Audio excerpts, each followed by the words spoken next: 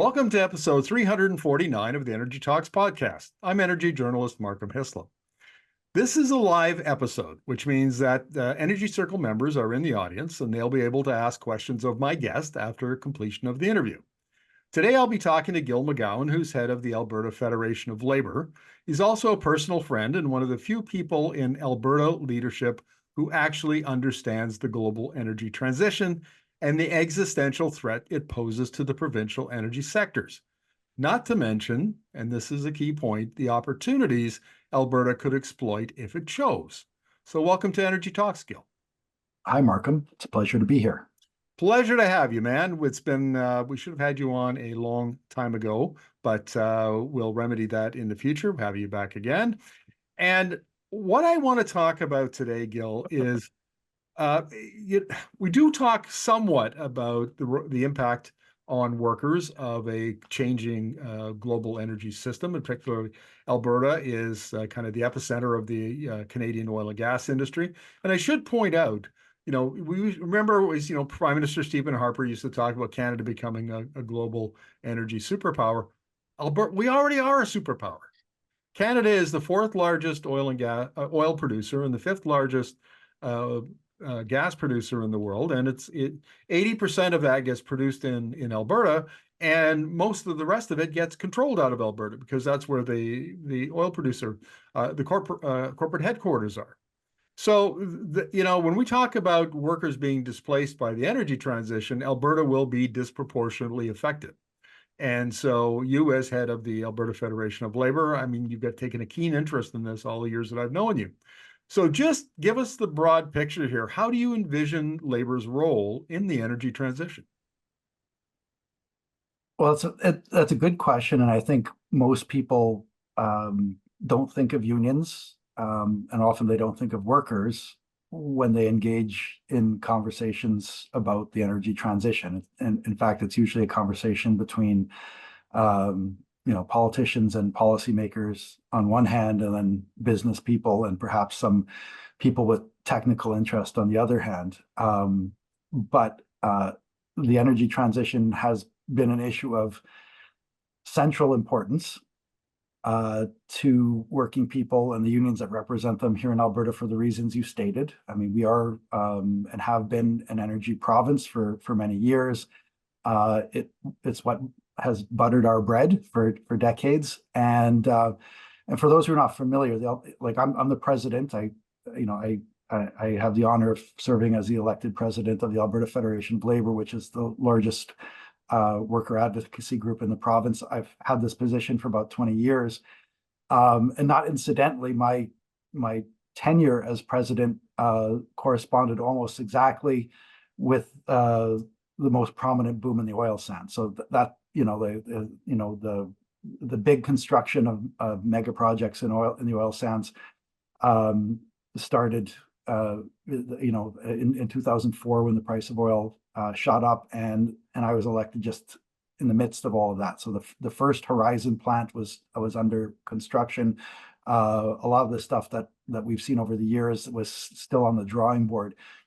And I remember at the time when I was running for the position that first time, I said, if we're going to effectively represent working people in this province, we have to understand our biggest industry. So in the same way that unions in Ontario need to know the auto industry, if we're going to be taken seriously and have an impact, we have to understand oil and gas. So I made it my business to learn as much as I could about oil and gas, partly because it was the biggest industry, as I said, in the province, but also because we had a lot of members working there, both directly in operations, but also in oil sands related construction, manufacturing. So we started getting, talking about, wages in the oil sands, working conditions, just the nuts and bolts of how the industry works. But very quickly we realized that there was another issue looming on the horizon, and that was energy transition, because we saw it coming a long way off, and we said that we need to start thinking and planning about it, because sticking your head in the sand is not a plan. Ignoring change is not as good as preparing for it. And, so 20 years ago when I was first elected, it was an issue on the horizon, but now we're in the midst of it. And so, and over those years, and then maybe this is establishing my bona fides, but, like I was, appointed by the Notley government to act as the co-chair of something called the Energy Diversification Advisory Committee, which put together a plan, an industrial plan, a plan, a blueprint for industrial policy. I was the chair of something called the Coal Transition Coalition, which put together what I think still is the first just transition package for workers affected and displaced by climate policy. I've sat on the federal just transition committee, and most recently we established in the labor movement here in Alberta something called the Industrial Policy Coalition, which lobbied the federal government for a response to the American Inflation Reduction Act. So, I mean, we've been talking about this for a long time, and basically, just to wrap it up before we move on to the next question, big change is coming, and we always have felt that if we're not at the table talking about workers' interests, then we're going to be on the menu. And so that's really what we've been. We want to be at the table so that it's not just a conversation between policy makers and politicians on one side and businesses on the other, because at the end of the day, it's working people who are going to be affected, most, both negatively in terms of lost jobs. And they're the ones who are going to be affected on the positive side if we seize these opportunities that are in front of us. Now, Gil, I was looking at the data the other day, and peak employment in the oil and gas industry in Alberta was about 178,000 around the end of 2014, so about a decade ago.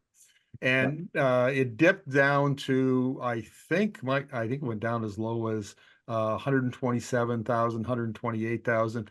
Over the last year or so, it's risen again. Now, the net loss, I think, at this point in the game, compared to 2014, is about 25,000 workers, and a lot of those would be in the service sector out in the oil patch.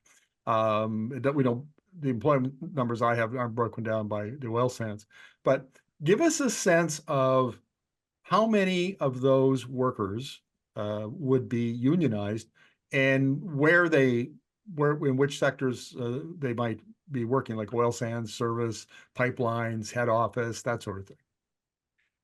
Yeah, and that's a good question. The oil and gas industry is not monolithic. In fact, it's a group of industries, right? So in order of most likely to be unionized down to the ones that are least likely to be unionized, the most likely to be unionized sector is refining and upgrading. So if we're talking about the oil sands, the upgraders generally are unionized. The refineries are generally unionized. All the petrochemical industries, it's 50-50, but there's quite a lot of unionization. So basically the downstream of the oil and gas sector is more heavily unionized. Another related sector is oil and gas related construction, which is really important in the context of the oil sands, because in many ways, the oil sands boom wasn't just an energy boom, it was a construction boom. And one of the reasons it was so good for working people in Alberta, because it was more labor intense than conventional oil.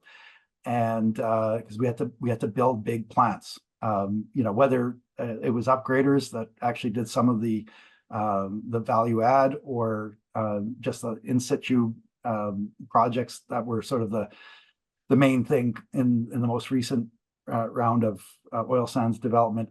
They all had to be built, right? So they were big infrastructure projects that created a lot of construction employment, and a very big chunk of that is unionized. Then moving to the upstream. There's oil field drilling, oil field service. Those are the least heavily unionized sectors. It's sort of like the cowboy mentality. And yeah, so in some cases, oil field service is approaching 0% union density. Um, and then the final area that I mentioned is midstream, so pipelines. The biggest, one of the biggest projects over the last few years was the construction of the Trans Mountain expansion, and because of the federal government's involvement, we were able to secure uh, contracts for unionized contractors for a big chunk of, like, they basically divided the pipeline into sections, and some went union, some went non-union. But I'll be honest, like, as president of the Federation of Labor, my primary interest is making sure that the people we represent have jobs now and in the future. But we take the broader view. I mean, if there's economic opportunity that's going to create jobs, whether union or non-union, that's what we want to push for. So I am concerned about union jobs, but not only union jobs. 2 or 3 years ago, you contracted with me to be part of the team that wrote the report, Skate to Where the Puck is Going, which was kind of the AFL's take on the energy transition and what were some of the missions that needed to be undertaken and some of the policy that, and during that time, you brought something to the fore that I hadn't considered as much at that time, which was industrial policy. Yeah. And I think now, especially with all the focus on China and its clean energy industrial policies, which are being used by governments like in Washington and Ottawa to put tariffs on the importation of Chinese EVs, aluminum, steel, and other products. And they're pointing to those industrial policy, which is a lot of it is subsidies, but not all of it is. And one of the implications of industrial policy in this context is a bigger role for government. We're almost like getting back to that pre-1980 mentality where it's okay for government to play a bigger role, have a bigger intervention into the economy.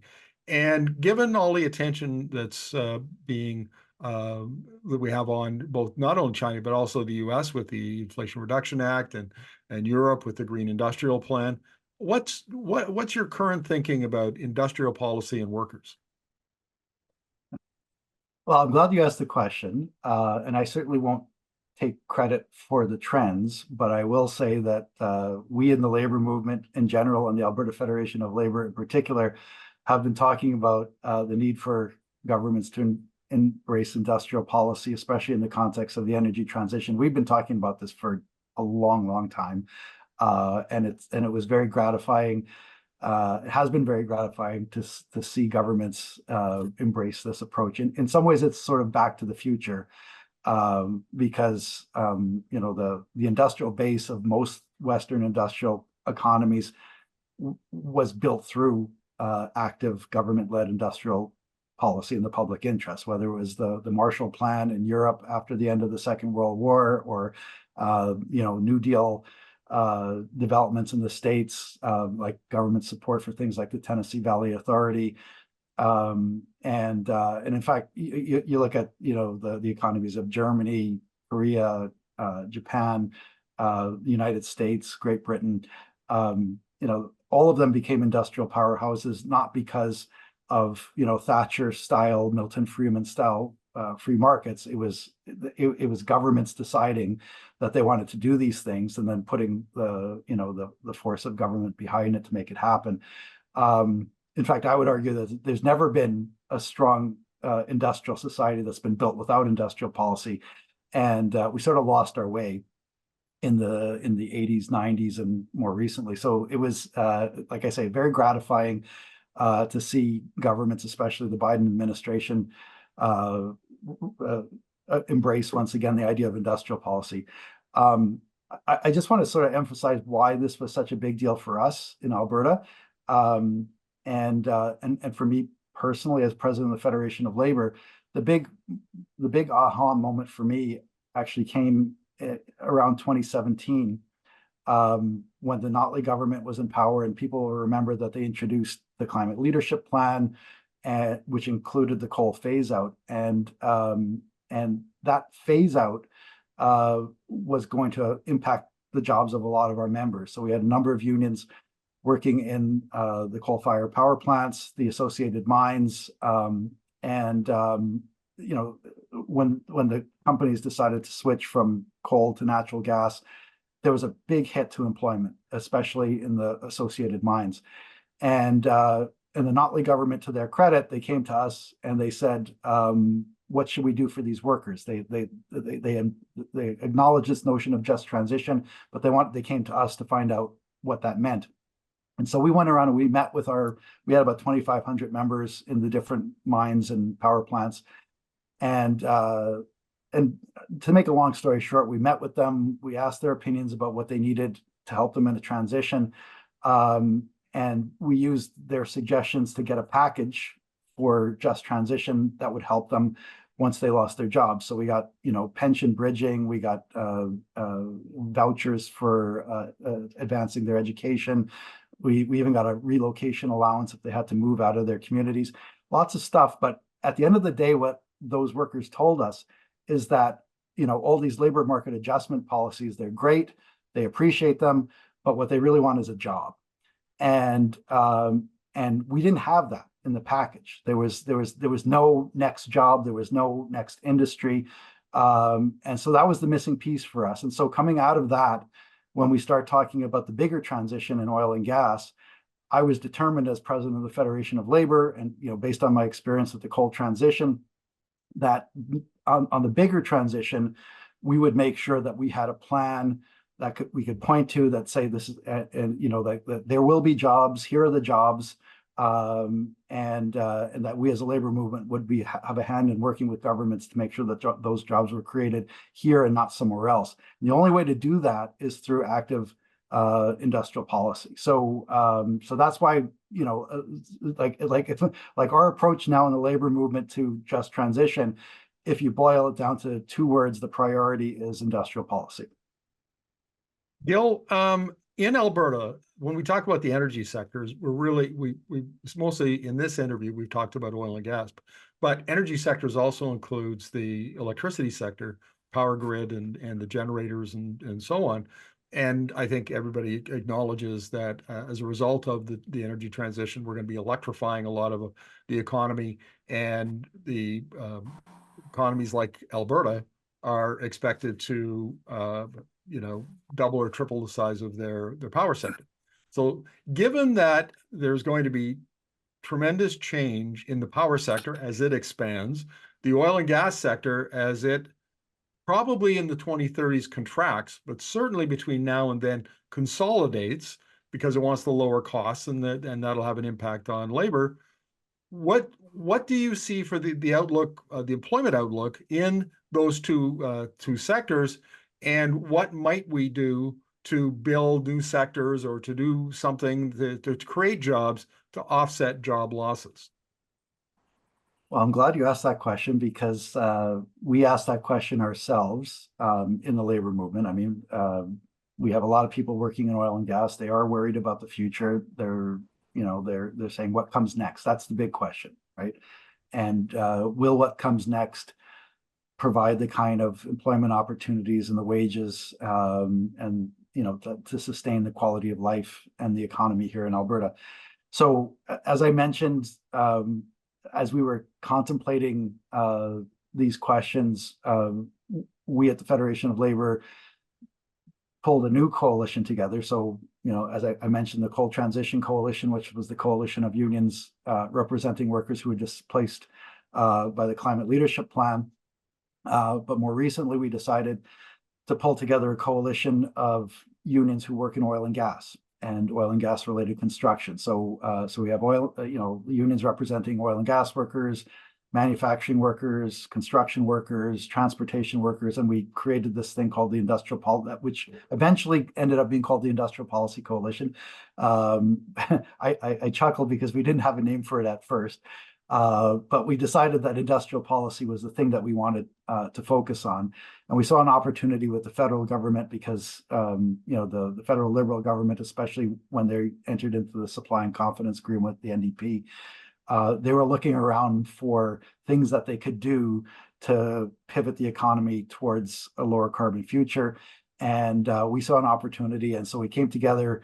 We said, we're going to form this coalition. From the coalition, we're going to, put together an industrial policy blueprint for Alberta that we could, bring to the federal government and say, listen, hey, if you want some ideas about how to accomplish this goal of reducing emissions while diversifying the economy, here are some suggestions. So that's when we came together, and the result was our economic blueprint, which we called "Skate to Where the Puck is Going."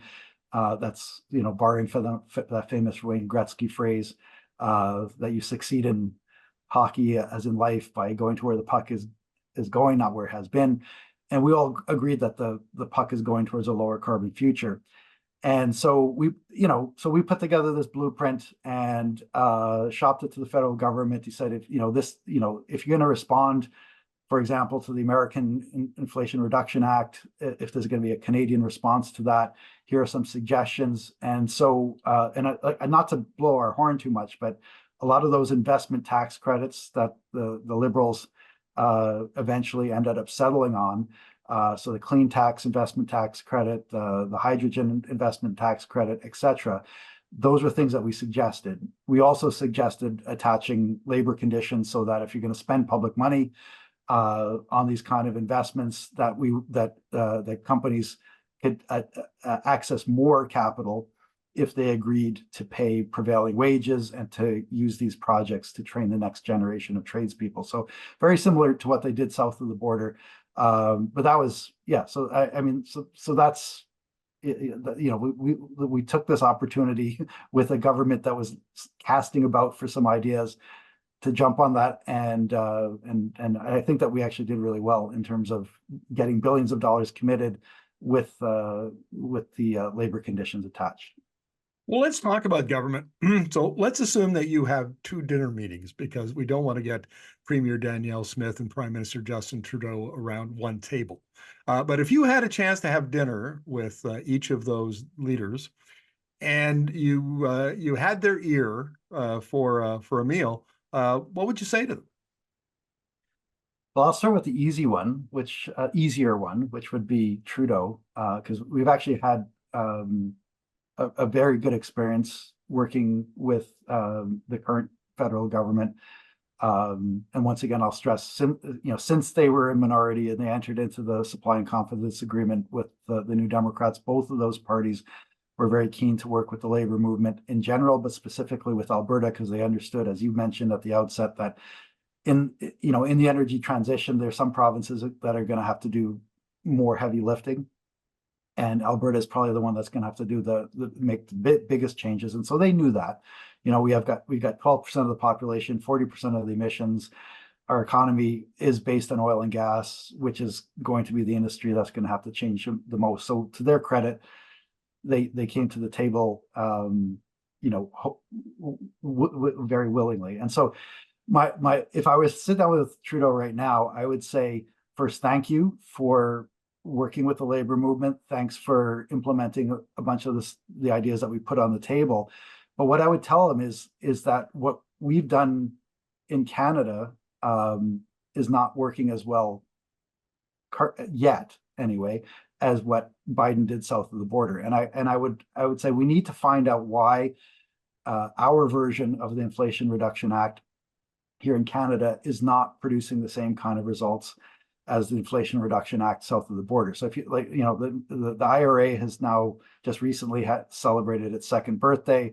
Literally tens of billions of dollars have flowed from the American federal government to participants in these projects. I think there's more than 150 multi-billion-dollar projects underway. They've created more than 150,000 direct jobs right now. If you count the indirect jobs, it's hundreds of thousands and more. It's a huge success, right? Like manufacturing in the United States is skyrocketed as a result.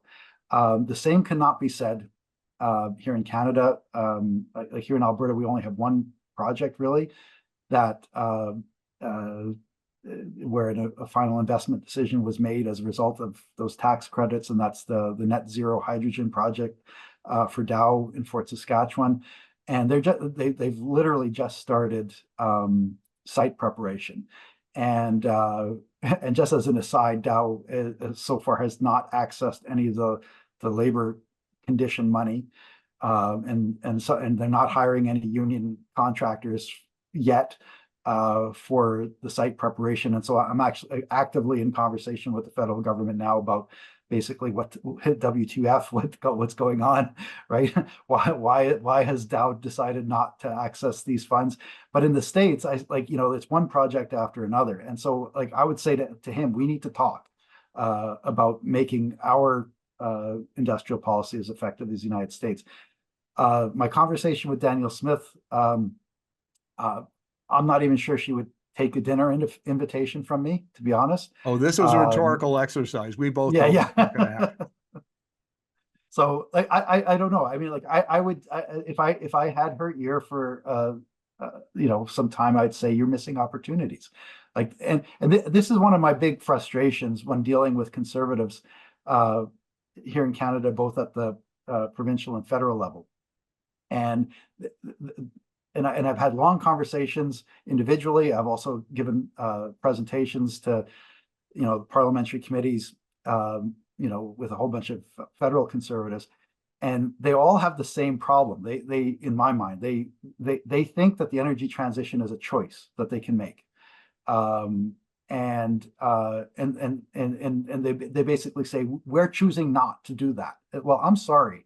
In the same way that we're price takers for our oil, we are takers for, we're trend takers, right? We don't get to set the trends. And it's clear to me, and I think it's clear to everyone in this meeting today, that the energy transition is happening whether we like it or not. And so the choice is not do we accept the energy transition or not? The real choice is, are we going to be prepared for it, or we're going to stick our heads in the sand? And I think, as a leader representing workers here in Alberta, I think it's incumbent on us to to do everything we can to prepare rather than ignore the trends. And that means doing what other jurisdictions are doing, embracing industrial policy to make sure that we could pivot our economies quickly and grab onto as much of the opportunity as we can in terms of investment and job creation. I want to jump in here with some information, and that is first, I was reading, just a couple of days ago, that the for battery plants alone, and I guess then supply chains, the Inflation Reduction Act has provided $52 billion to date, but it's leveraged over $800 billion of private capital. Yeah. And this is a really key point, is the American economy is having an industrial boom like it hasn't had since Second World War. And a lot of it is because the public capital is crowding in private capital. Yeah. And that's just a key point that we're missing over and over again here in Canada. The other thing that I wanted to mention is in Alberta, one of the reasons, many of the folks who are in this meeting will know that we're having a bit of a dispute with the folks who sponsored the University of Alberta's Energy Transition online training course. And we've examined it in detail, and was prepared and moderated by a geoscientist, an oil and gas professional, consultant to the oil and gas industry.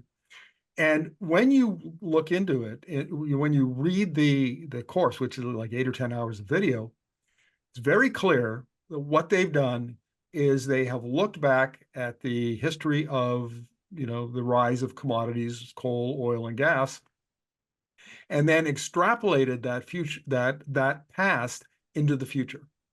So from their point of view, the energy future will only be a variation on the energy past that they're familiar with.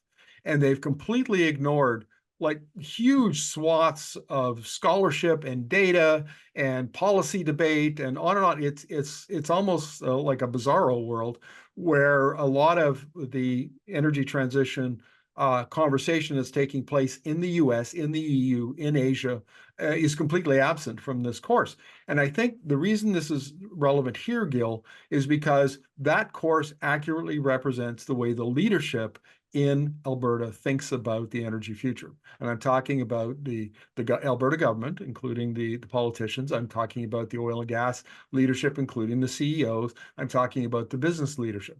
This is the way they can perceive the energy system and its evolution over the next 10, 20, 30 years, which is a major, in my opinion, a major faux pas. So we're currently having, at the beginning of having that debate with them.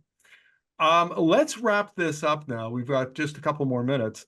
And what do you propose? Like, we seem to be at a stalemate. My perception of where labor is at in terms of having impact on the Alberta energy transition, or Alberta's response to the global energy transition, it just seems to be kind of stagnant. Am I correct in that? Or where, just give us an idea of where we're at. I think it's worse than stagnant. I think that the oil and gas industry has made a strategic choice about how it's going to handle the unfolding energy transition. And I think the Alberta government in particular has picked a side. And in terms of the choice that the oil and gas industry has made, and you've talked about this before, Markham, you've talked about the incumbents dilemma when faced with a big change. Incumbents in an industry can, retool their business model. They can try a new business entirely. They can tweak their business model, or they can double down. And I think it's clear now that the industry, both here in Alberta and indeed across the world, has chosen the third choice, the door number 3, which is doubling down and riding their business model down to the end. And we see that in Alberta. And as someone who represents workers in Alberta, I see what they're doing. I see what it means for the workers that we represent. And what's happening is basically the oil and gas companies they're cashing out. So in Alberta, like during that big boom time between 2004 and 2014, almost all of the profit that they made on projects here in Alberta, they reinvested in plant and machinery and expansion projects, and that generated a lot of employment. It supported a lot of really good wages, made Alberta the most prosperous province in the country by a long shot. But that's not happening anymore. So instead of reinvesting in projects and expansions, there's a little bit. The last 6 months or so, they've been investing a little bit more, but more like half of the money that they're making, they're using for stock buybacks and increasing dividends. The money is flowing out of the province, right? And so that does not look like an industry that believes in its own future, right? And so they've made a decision, but the Alberta government has also made a decision to support that strategy. And so, they're both fighting against the tide, right? And so the Alberta government, especially with the new restrictions on renewable energy development, I think people have to understand this is a political choice that they've made to defend the interests of their patron industry. Right. And we're all paying the price for that already in terms of lost investment, lost jobs. I think the Pembina Institute estimated $30 billion of lost investment. It's thousands of jobs. But more importantly, we were leaps and bounds ahead of other provinces in terms of being prepared to seize opportunities in renewables and in the lower carbon economy. Now we're falling behind. That's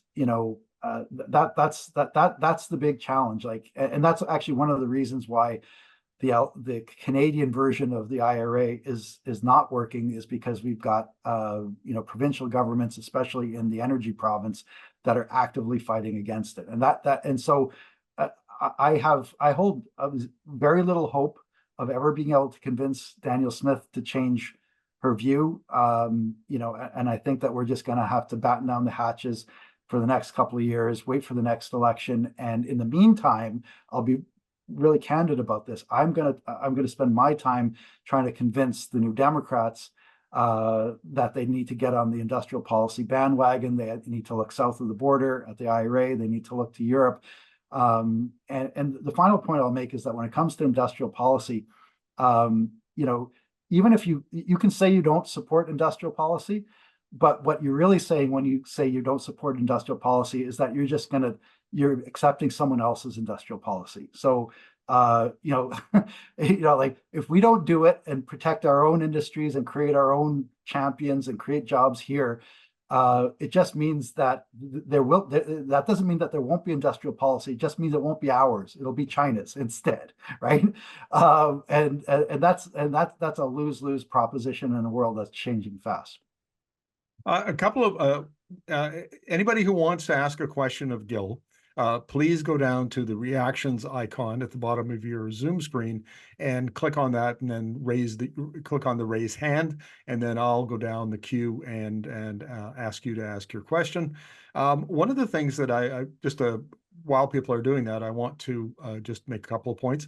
One is that I've interviewed veteran oil economist Phil Verlager, who was in the Ford and Carter administrations. He's widely respected in the U.S. He says what the Alberta oil companies are doing that's a sign of a sunset industry. It's exactly as Gil mentioned. They're cashing out. I've also interviewed the chief economist of the Canadian Energy Regulator. They modeled what happens after peak oil demand. Presumably that happens in 2030s. The IEA says it does. And the oil sands declines rather rapidly during the 2030s. And there are things that can be done. We won't get into this in any detail, but I just do want to mention, because it's kind of a pet project of mine, and that is in the AFL Skate to Where the Puck is Going report, the idea of shifting Alberta oil sands bitumen production, basically building an advanced materials manufacturing sector in Alberta using bitumen as the feedstock, so that over time you build that demand while refinery demand declines over, say, the 2030s and 2040s, and you actually then add significant additional jobs while maintaining most of your production-related jobs.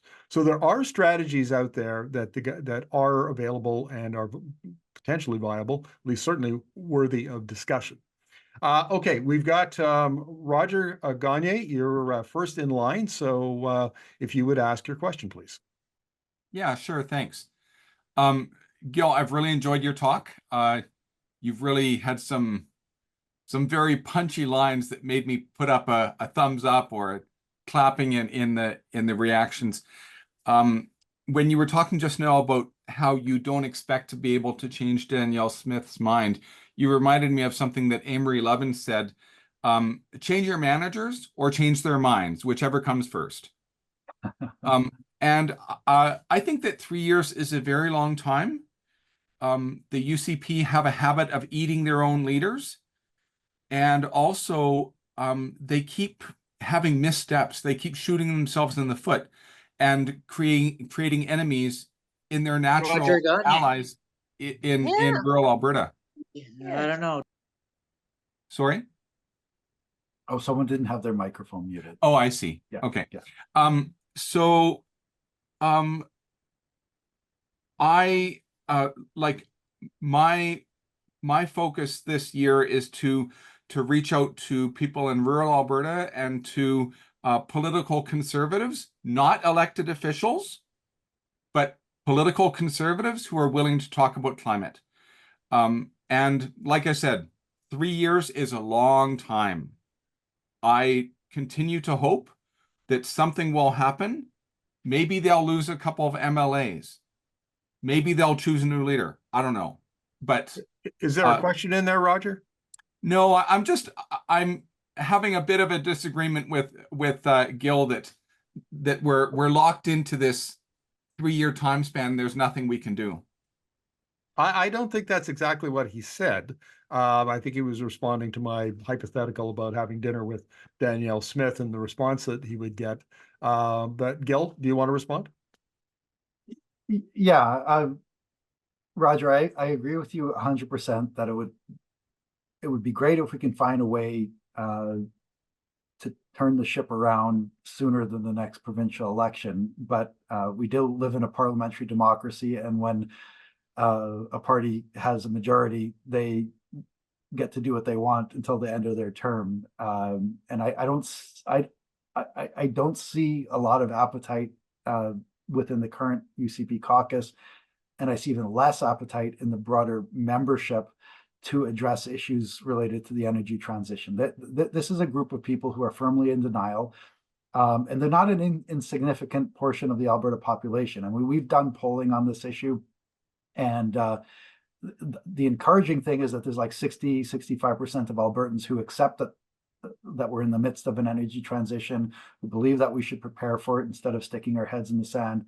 But there's also a very significant minority who just don't want to hear it, and probably because honestly, for a lot of Albertans, their identity is deeply bound up with the oil sands and oil and gas in general.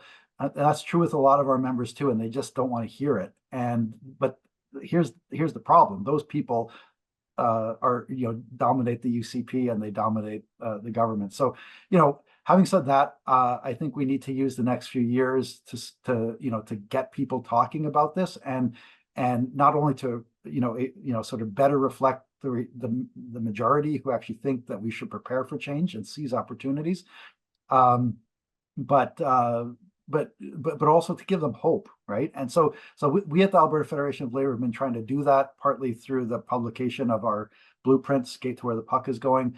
But we also in the last year or so, we stood up a campaign called Diversify Alberta. Some of you may have heard of it. We have a website that talks about the energy transition from a worker perspective. We did a tour. In fact, Markham and I did a tour, a town hall tour in the spring, where the goal was just to get people talking about it, saying that the economy is important, the economy is changing, we should prepare for that change. And wherever we went, even like the rooms were not packed, but wherever we went, people were very receptive. And so I guess I'm not giving up, but I do think that it's going to take more work to get people talking about this. I want to jump in here with just a thought, and that is when Naheed Nenshi was running for leader of the NDP, I invited him on for an interview. Three of his competitors agreed, and he declined. And I suspect it was because he didn't want to talk policy. I think, in fact, he said that. But here's the thing. Naheed Nenshi, I've interviewed him in the past, and we've seen him. He used to be a McKinsey consultant. And in my opinion, he is not going to embrace the kind of energy transition worldview. The future is electric narrative, the kind of analysis that we do here at Energy Media. And so while we are frequent critics of Danielle Smith, expect us to also be critics of Naheed Nenshi and their energy and climate policies, unless I'm wrong. And it turns out that they do the right thing. I'm not expecting it. So I'm not as pessimistic as you, Markham. Most of you probably know I also ran for the leadership. I dropped out because I saw the writing on the wall, and it was just a question of good money after bad. But as a candidate in that leadership race, I did try to raise the issue of the energy transition. And in fact, my argument was that everyone in Alberta is concerned about the economy. In fact, it's arguable that every election is really about the economy at the end of the day. And in order for the New Democrats to win, they have to have a story, not just on the economy, but how the energy transition is the big issue when it comes to economic policy. And if we want to, maintain our prosperity in the future, we have to have a plan for dealing with energy transition. And I presented a plan that perhaps not surprisingly looked a lot like Skate to Where the Puck is Going. And it's true, Naheed didn't want to talk about that. That was a political strategy, which obviously worked for him. But I agree with you that right now it's not a big issue for Naheed. The party has not embraced the idea of preparing for the energy transition, nor the idea of embracing industrial policy as the solution. But as I alluded to earlier, one of the things that I want to do in the next couple of years is convince them otherwise. And because I actually think if they want to win, they have to have a story on the economy. And the story on the economy has to be about the energy transition, preparing for it, seizing the opportunities. The polling that we've done at the Federation of Labour suggests to me that there is a big audience that's very receptive to that. Like 2/3 of Albertans are very receptive to ideas related to the energy transition. So not only is it the right thing to do economically, I think it will be the right thing to do politically. I just have to convince them of that. And I haven't given up on that. Well, and good luck to you, sir. In the meantime, here at Energy Media, we support good energy policy, and we'll see what Mr. Nenshi comes up with. Now, Jenny Yeremy is next, and Jenny is a geoscientist and worked in the industry for many years. And a big concern of hers, in addition to water, is the environmental liabilities in Alberta. And I saw that she had a question in chat about that issue. And I just wanted a quick point before I turn the mic over to her is that the Skate to Where the Puck report, one of the 7 missions is essentially cleaning up the oil industry, which has in the neighborhood of 260 to 300 billion dollars. Yes, that is a B of an unfunded environmental liabilities. It's a doomsday scenario waiting to happen in Alberta should the energy transition progress faster than the government and the industry think. So Jenny, with that background, would you like to answer or ask your question of Gil? Thank you for adding that color for me. That answers one question. Yeah, so I'm going to thread what I heard from both you and Roger together, because I think what Roger's saying is similar to what I believe, which is the working class. We're talking about the working class. Doesn't matter what party it is, but we want to make sure we engage with people that are normally part of the UCP party, because that's the people that really do understand the problem we're facing and want to actually address it. And that's where I agree with you. I don't think the government's going to change anything unless they hear from those people that change is needed right now. So my mission in the next little while is to try and organize to get those people to speak for me, because I can tell you from a personal experience, my MLA, who is the education minister, physically got against me in his office and told me I wasn't allowed to come back because I was offering environmental education for the climate crisis. That's what I wanted to talk to him about. So I agree with Markham's idea about the oil sands, but I think there is a 25-year penalty box that is required, and that is the transition, the cleanup of the $260 billion environmental hazard. It's not, I was hoping Roger was going to mention he wants to do an article to The Guardian about the joke's not just on Alberta, it's on all of North America. If we don't deal with this, if we don't make the polluter pay in Alberta, that's the water supply to 40% of North America between BC and Alberta. We are the headwaters, right? Yep. So we have to sort this out. And I just want to say that the opportunity I think Roger and I are trying to articulate is if we can empower the working class with the knowledge of all the advocacy and activism that's happening, to me, that's where we can start actually moving this government today, not waiting 3 years, because that's I see it like a 1-2 punch. If we can bring the organizing power of unions together with the advocacy and activism of actual people that care. That's why I offered in the questions about your scientist, who's helping support your policy. That's where I would love to make sure that you guys are supported by people that can say, no, we can't just go to natural gas. That's not enough. We have to phase out fossil fuels entirely. It has to start immediately, and it's a water issue. So these are things I want to make sure you guys are empowered with when you're in these negotiations. So that's my offer to you, Gil, and I'm so glad that we're working together. Thanks. Oh, did I have a question in there? I hope I was going to ask that. Yeah, well, I did have a question for you and I've forgotten it, but yeah, like how do you, I mean, knowing that the joke is on us and I know what it is. I've dealt with a lot of people in the field who have amazing ideas and they need to be heard. Like I don't have the answers to how we clean up Site D on, in in the oil sand mine XYZ, right? Like these are the people that need to actually tell us how to do this, is the people that are working they're on the ground.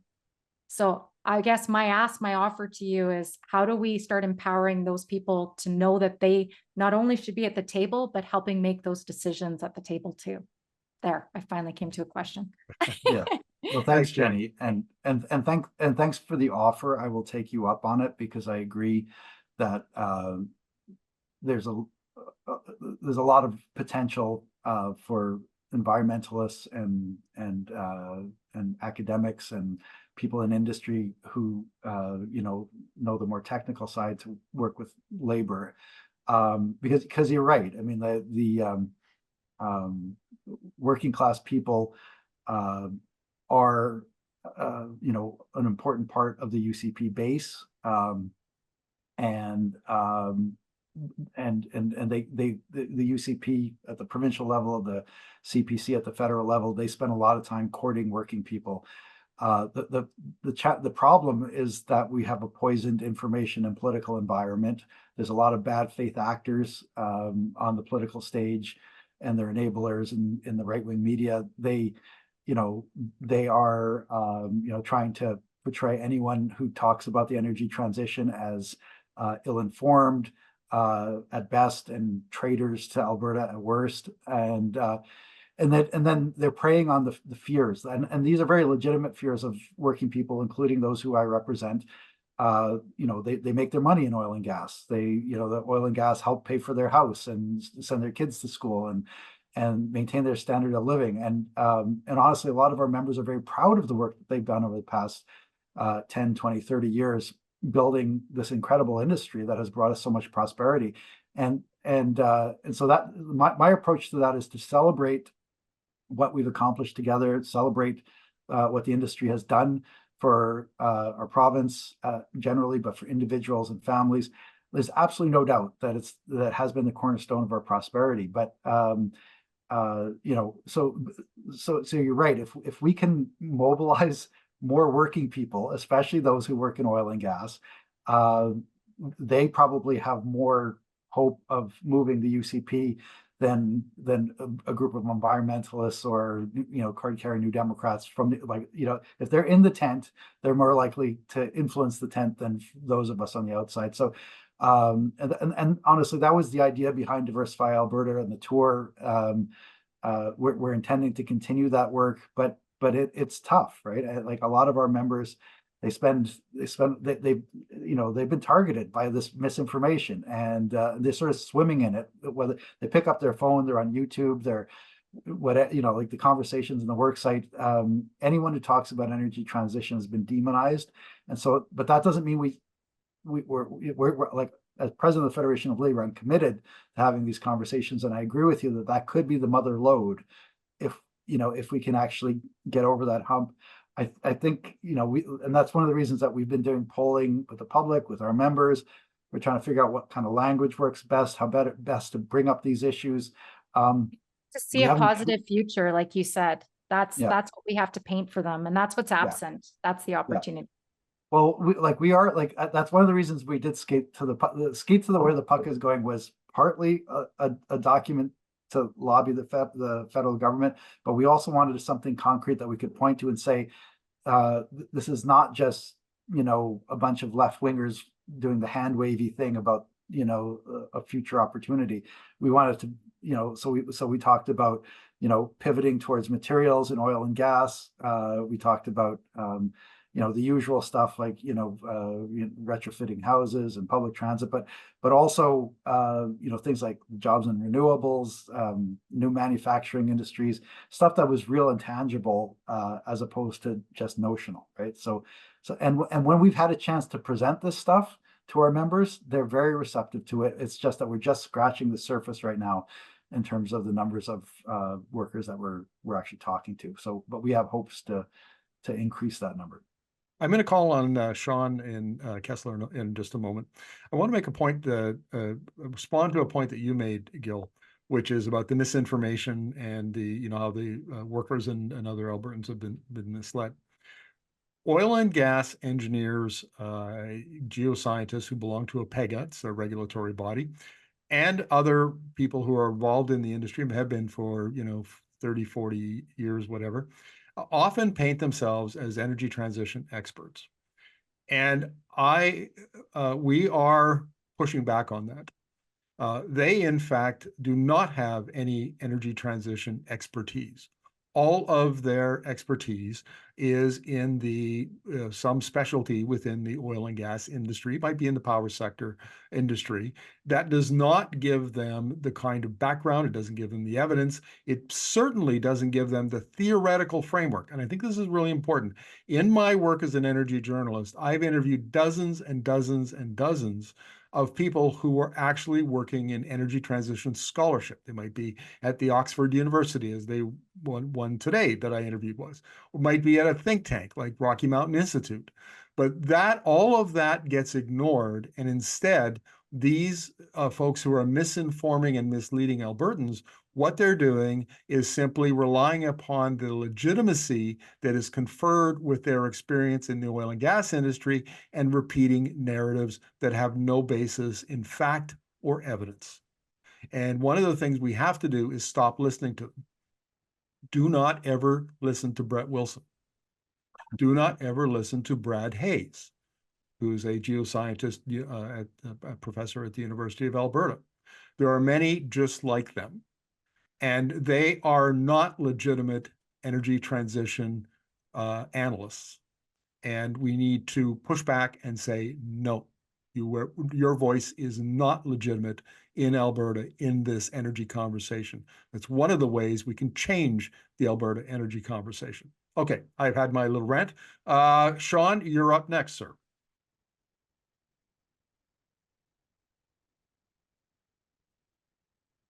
I know Sean's struggling to find the unmute button. It's in there someplace, Sean. Remember the last time we had this?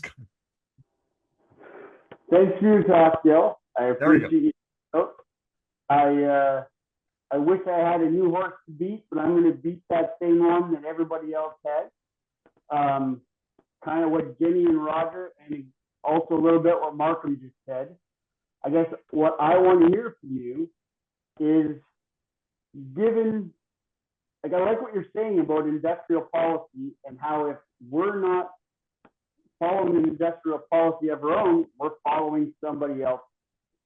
I think that's a good message. And given what Naheed has said for the NDP, the other things that Markham and Jenny and Roger brought up, how do we start to engage these people? These people, like, I live on the edge of rural Alberta. I grew up working in construction and oil fields, and we need to find the crack.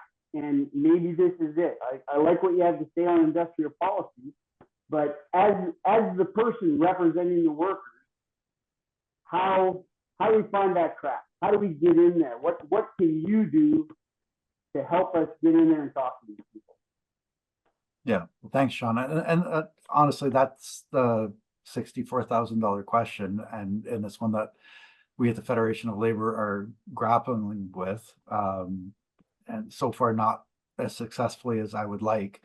But you know, when it comes to unionized workers, we have an advantage because there's a structure, right? Like in unionized workplaces, the union provides a structure for interacting with members. We have meetings, we have email lists, so I mentioned earlier that I'd been the chair of what we call the Coal Transition Coalition, and one of the reasons that we were able to talk with our members, get their ideas, pass those ideas along to the policymakers, and eventually turn that into a just transition strategy that had real meat to it, was because we were able to use our internal structures, right? And have conversations that would have been very difficult to have without a union in place. And in fact, there was one coal workplace that was non-unionized, and on that site, we had zero success in talking to the workers, right? So the first thing is that we will use our structures to talk to the unionized workforces. So that means me getting in front of members at in union halls, at membership meetings, and that kind of stuff. It's hard slogging. It's lots of work. It takes time, and so, but that's what I'm committed to do. And that's why, like, it's not going to happen overnight, because like I said, the information environment has been poisoned. A lot of our guys, especially up in camps and stuff, they spend their time, watching these YouTube videos that paint us as devils, right? And so it's tough, right? So we will use those structures to get to our own members. The other thing is it's hard, and the oil and gas is the union density in oil and gas is much lower than it was in coal. Like in coal, it was like 80% unionized. Oil and gas, it's much lower, and that makes it much harder for us to talk to these working people, right? So that means that we have to find creative ways to get in their social media feeds and to be heard on the radio, and that's a lot harder than just showing up at a union meeting, right? So I hear you. Like, I grew up in rural Alberta too. My first jobs were in construction, so most of the people I grew up with ended up working in oil and gas, so like and people in my family as well. So like I have a feel for it. I feel comfortable talking about it, and all I can say is that we'll try. We start with the unionized workplaces, and then for the non-unionized workplaces, we just have to try to be more creative. But I hear you. It's we got to talk to those people, like the ones that you're talking about, rural Alberta, blue collar Alberta, because frankly, that's where the fight will be won or lost. We're losing right now. We're going to take two more questions for Gil, and I'm going to ask both Mary Catherine and James to be very brief, and Gil to be brief in his response, so we can let people go. MC, you have the mic. Hi, and thanks, Gil, so much for your talk. I just wanted to ask you, we hear a lot about micro-credentialing. You mentioned when you were working with coworkers that they just needed jobs to go to. And I just want to get your take on micro-credentialing, and how should people like us respond when people offer that as a solution? Thanks. Yeah, thanks for the question, MC. For those of us in the labor movement, this is a really important issue. And for those who don't work in the trades, they might not have thought about this, but we feel really strongly that when it comes to trades training, it's really important to give people like the full range of skills that come from having a trade as opposed to a micro credential, right? So if you're if you're a carpenter, for example, there are many things that you can do. You can build a house, you can work on a commercial site, you can work as a scaffolder, you maybe do mill work. You have a broad range of training. But if you only have a micro credential as a framer, the range of options that are available to you are much more constrained, and the result is that your power in the labor market is reduced, and so your wages are lower. So we want people, we want work to get done by people who are apprentices, journey people, especially on the construction side, so that they're not pigeonholed with a very narrow micro credential. This is significant in the context of the pivot towards renewables, because there's a lot of companies on the renewable side, and we want, like, the future is in renewables, the future is in lower carbon industries. But here's the problem: a lot of those jobs and a lot of those industries don't offer the same kind of security and compensation as what we had in the traditional resource sector, right? The wages are lower. So we in the labor movement, we want to create these jobs in the lower carbon industries, but we also want them to become better jobs. And we do that in part by making sure that the work is being done by fully credentialed tradespeople where appropriate, making sure that as many of these workplaces are unionized as possible so people can negotiate better wages and benefits and working conditions. You know, and that this is not out of the realm of possibility. Almost all there's a lot of jobs that we think of as good jobs today that were not always good jobs. You know, like nursing, for example, or the auto industry. We made them good jobs. We made choices about, you know, the unions were able to negotiate better contracts.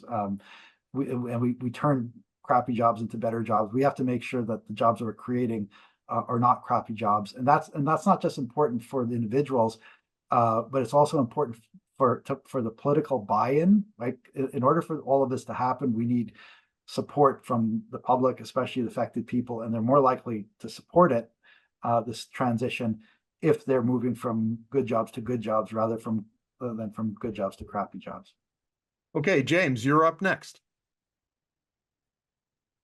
Thanks, Mark. And hello, Gil. Hi, James.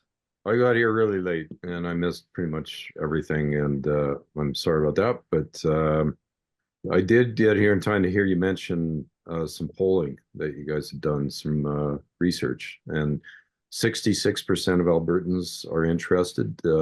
Or who were you sampling in that survey? It was all Albertans.